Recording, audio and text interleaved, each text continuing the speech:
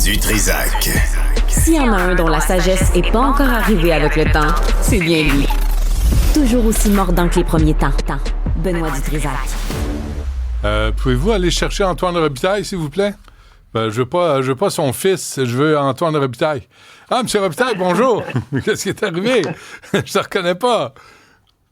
Ben, tu sais, j'ai essayé de tailler ma barbe, puis j'ai pris un mauvais outil, parce que mon fils est parti avec l'autre. Ah bon? Puis là, j'ai fait une grosse entaille, Benoît. J'avais le choix de me faire un collier comme un ministre péquiste des années 70. Non. Alors, ma blonde a accepté que... Oui, parce qu'elle est réfractaire à l'idée de ne pas avoir un barbu à la maison. Oui, comme disait Marie-France Bazot, c'est peut-être un antivol, je sais pas. Parfait. OK. Alors, Antoine, tout le monde réagit à cette loi 2, passée sous bâillon. Puis là, c'est la guerre ouverte entre les médecins, le gouvernement. Puis on se demande, nous, on sert à quoi là-dedans? Oui, puis ton commentaire ce matin m'a tellement fait rire à Mario Dumont que c'est soviétique. Il y a tellement d'exagération de la part des médecins. Quand tu parles de situation soviétique pour eux, parce qu'ils vont être contrôlés, c'est ce qu'il veut dire. Mais nous, comme patients, tu as tellement raison. Ça fait longtemps qu'on vit des situations soviétiques, c'est-à-dire s'asseoir dans un endroit désagréable où on est mal assis pendant quoi? 8? 12? 14, 16, non, ouais. Ouais. Ça, c'est soviétique. Ouais. Comme quand les Soviétiques voulaient aller acheter n'importe quel bien. C'était long. Ils devaient se mettre en file. Donc, j'ai trouvé que ton commentaire était très bon. Beaucoup d'exagération de la part des médecins. Là. J'en ai entendu une autre. Là, c'est question de survie. On va résister. Question de survie. Bon, survie. Ouais, je suis d'accord. J'ai aussi entendu, c'est une loi matraque. Non, c'est une bombe atomique. C'est l'équivalent d'Hiroshima, Nagasaki. Tu as dit, j'ai entendu ça ce matin. Sérieusement, là. Ouais. Et j'ai parlé à Paul Brunet tantôt, là, qui représente les malades, les patients. Puis il dit, il y a aussi le fait que le gouvernement veut pas reconnaître, est parti sur des fausses prémices. Il manquerait, ils vont l'annoncer demain, 2000 médecins au Québec. Il manque de ressources. Tu sais, Gaétan Barrette qui demande depuis 15 ans, alors qu'il était président de la Fédération des médecins spécialistes, on veut avoir accès à des salles opératoires. Pourquoi ça n'a pas été fait depuis? Il y a des garanties qui sont données par le gouvernement là, qui vont dépenser, par exemple, 400 millions sur 4 ans, pour justement améliorer l'accès aux salles d'opération. Je ne sais pas si... Les médecins semblent très, très sceptiques face à cette promesse-là. Je sais que Christian Dubé, ce matin, est comme en pédagogie de rattrapage. Je ne sais pas si tu l'as entendu sur certaines antennes. Écoute, il me fait penser à quelqu'un qui va vraiment sacrer une volée à quelqu'un d'autre et qui dit bon, là, je vais m'expliquer. On frappe d'abord, ensuite, on s'explique. Ça fait ça un peu parce que la loi 106, elle a été déposée là, il y a quelques mois, mais il n'y a presque pas eu de débat parlementaire autour de cette loi-là. Puis quand il l'a transformée en loi 2, elle était transformée.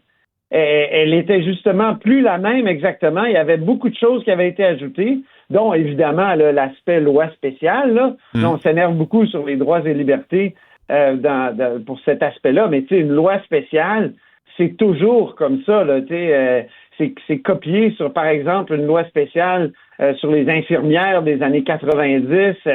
Les lois spéciales, il y en a eu beaucoup. Là. Je me souviens des lois spéciales du gouvernement Charest en 2005 là, pour la loi 142 là, pour dicter les conditions de travail des fonctionnaires. Donc, c'est toujours comme ça. Mais pour le reste, c'est une loi qui a été transformée. C'est à ça que ça sert, le débat public, puis le débat parlementaire, c'est de raffiner les affaires. Là.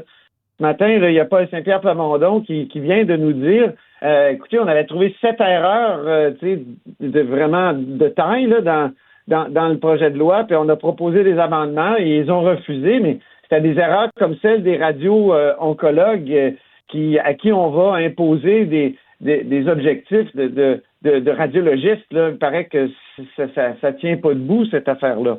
Et là, justement, je veux te parler de Paul Saint-Pierre Plamondon, parce qu'il vient de nous dire que lui, s'il y avait un gouvernement du Parti québécois, il n'abrogerait pas complètement cette loi-là.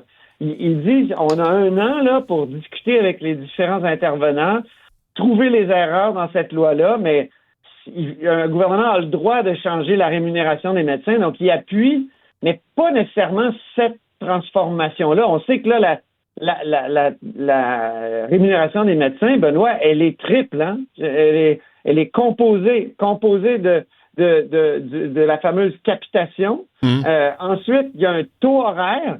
Puis ça, tu sais, le taux horaire, Christian Dubé, il prétend que ça va permettre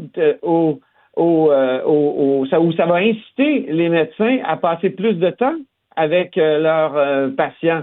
Et évidemment, il y a aussi des objectifs de volume. Donc, on essaie là c'est comme un Rubik's Cube, j'ai l'impression, cette rémunération-là. On veut pas qu'il, au fond, franchir le dernier pas qui serait les mettre à salaire. Là. Mais tout est tellement compliqué, Antoine, là. Dans les primes, dans les ententes précédentes, dans les augmentations de salaire qu'ont connu les médecins au Québec, là, je veux dire, Philippe Couillard les a choyés. Mais pendant ce temps-là, la dette nationale arrête pas d'augmenter. La part du budget du Québec qui va en santé n'arrête pas d'augmenter.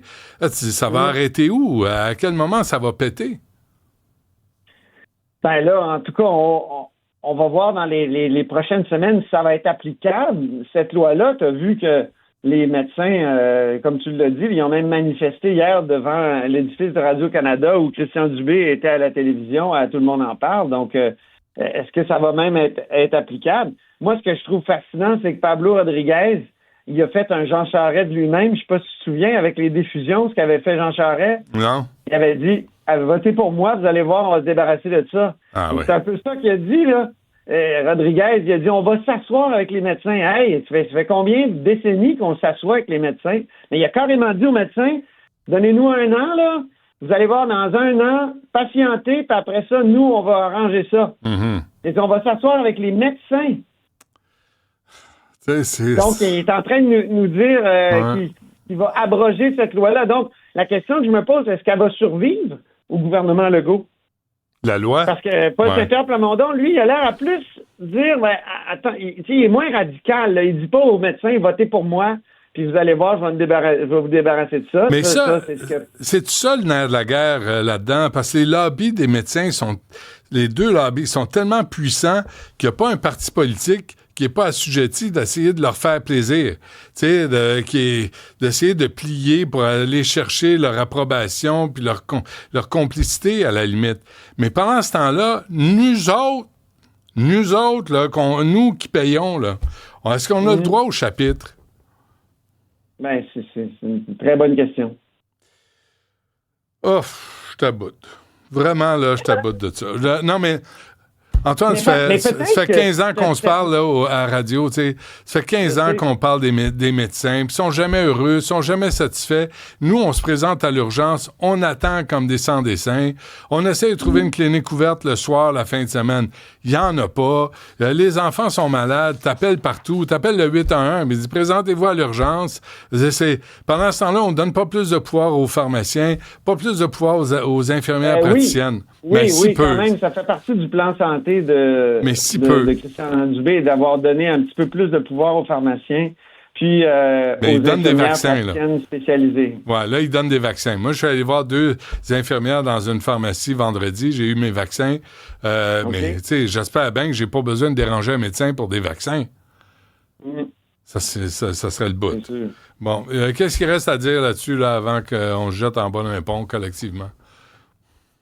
Non, évitons ça, là. Je pense qu'il y a beaucoup d'exagération actuellement. Moi, j'ai l'impression qu'on réussit toujours au Québec quand même à s'arranger. J'ai l'impression qu'il va y avoir... Mais c'est quand même un peu bizarre qu'une fois que la loi est adoptée, là, M. Dubé fasse comme une tournée pour s'expliquer. Je pense que ça aurait pu être fait avant. Oui, tu aurais pu le faire avant. Il dit qu'il en parle depuis le plan santé. Ça, je l'admets, 2023. Mais c'était pas dans ce détail-là. Puis, et donc, voilà. Est-ce qu'ils voulaient casser les syndicats? Peut-être. Est-ce qu'ils voulaient diminuer leur pouvoir? Peut-être. Mais moi, sincèrement, là, sérieusement, là, je fais pas un spectacle, je fais pas un show, là. Je suis vraiment inquiet pour ce qui s'en vient. Je suis vraiment inquiet, là. L'état mental des médecins. On a besoin de leur collaboration. Oui. On peut pas être en guerre avec les médecins. Ils font partie prenante de la société. Ils sont importants. Non, puis moi, j'ai parlé de leurs exagérations, mais il y a aussi des critiques qui me semblent fondées, là. De cette loi-là. Oui, l'accès à des salles opératoires, l'accès à des ressources. Comment se fait qu'on leur donne pas ça alors que ça nous coûte si cher? Alors, le nombre de gestionnaires qui sont... Paul Brunet me parlait des gestionnaires qui vont surveiller... Des fonctionnaires vont surveiller les médecins. C'est ça qu'on veut. Ça devient tellement bureaucratique, tu sais. Et la bureaucratie, là, ça provient pas toujours d'une mauvaise volonté, là. Ouais. C'est comme l'enfer qui est pavé de bonnes intentions. Ouais. On veut mieux contrôler, faire en sorte que la personne soit plus productive et tout ça. Puis, en bout de course, tu t'arrives que tu as tellement de réglementations puis de formulaires à remplir que tu as perdu l'objectif en cours de route. C'est vrai. Qui était d'être plus productif. Et même... C'est l'effet qui est pervers à ce moment-là, qui est complètement inverse à ce qu'on cherchait. Mais là-dessus, on le sait, là, le temps qui passe dans la bureaucratie de la paperasse, est-ce qu'on les entend, les médecins, quand ils revendiquent ça? Ça serait facile à régler. Donné ça à David Proulx, il va te mettre l'intelligence artificielle là-dedans, puis ça va se faire vite et bien. Mais quand même, dans les dernières années, on en a parlé, toi et moi, là, d'initiatives du gouvernement pour diminuer la paperasse là, des médecins. Ça, écoute, je me souviens de plusieurs annonces qui ont été faites. Ça semble pas être assez, mais là, on dirait qu'on en rajoute. C'est un peu comme Mark Carney qui dit qu'il va couper la fonction publique fédérale. Il n'arrête pas de créer des agences. Ça va bien. T'es beau bonhomme, même pas de barbe, hein? Je te le dis quand même. Merci Antoine, on se reparle demain.